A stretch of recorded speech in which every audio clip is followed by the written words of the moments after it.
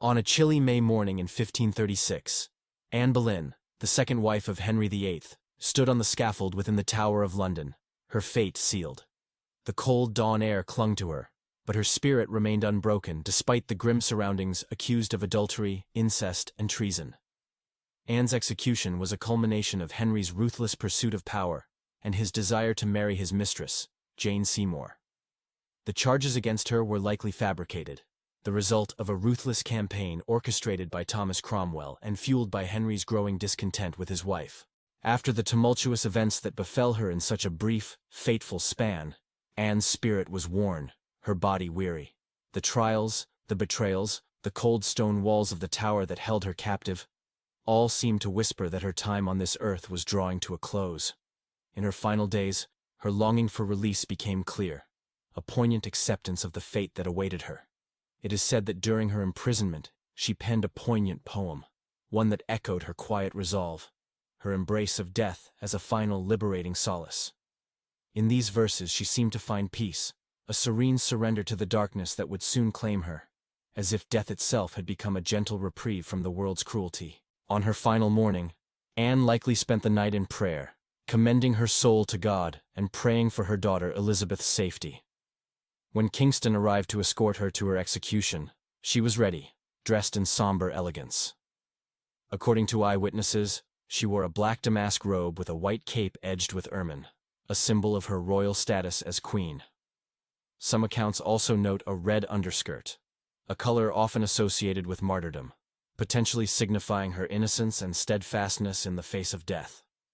With dignity and purpose, she prepared to meet her fate. As Anne ascended the scaffold, a murmur of awe rippled through the crowd. A Portuguese eyewitness noted, "Never had the queen looked so beautiful." With poise and composure, she surveyed the sea of faces surrounding her. Turning to Kingston, she requested permission to speak, promising her words would be kind and respectful. Granted leave, she addressed the crowd, her voice carrying across the somber scene. Her ladies helped her prepare for death, and she thanked them each for their service to her, asking them to pray for her soul.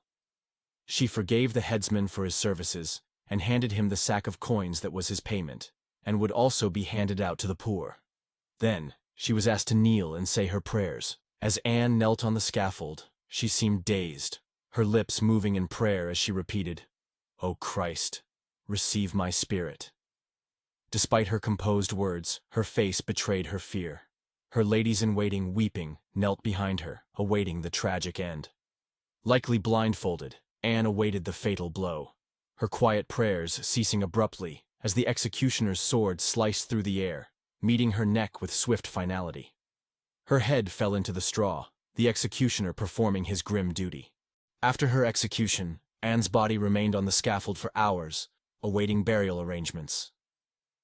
Eventually, her ladies-in-waiting, overcome with grief, carefully cleaned and wrapped her body in a white cloth.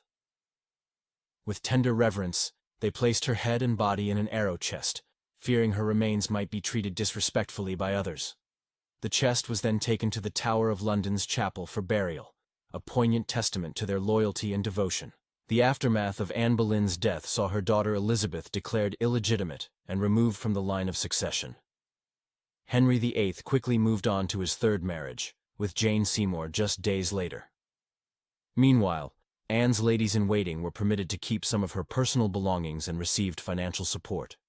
However, Henry VIII worked to vilify Anne's memory, portraying her as a wicked and unfaithful wife. Despite this, Anne's legacy as a strong-willed and intelligent queen has endured, captivating historians and enthusiasts to this day.